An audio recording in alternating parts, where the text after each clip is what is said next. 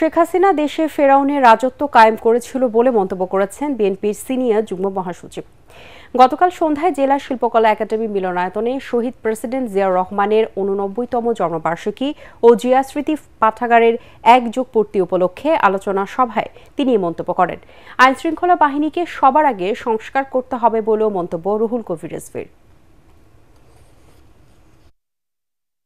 যে যন্ত্রপাতি দিয়ে শেখ হাসিনা ফ্যাসিবাদ তৈরি করেছে সেই যন্ত্রপাতি অর্থাৎ আপনার আইন শৃঙ্খলা বাহিনীকে সংস্কার করতে হবে, নতুন করে ঢেলে সাজাতে হবে পুলিশ, তাহলেই হবে আপনার সবচাইতে বড় সংস্কার। ডক্টর ইউনূস সাহেবের অন্তর্বর্তী সরকারের প্রতি আমাদের সমর্থন রয়েছে।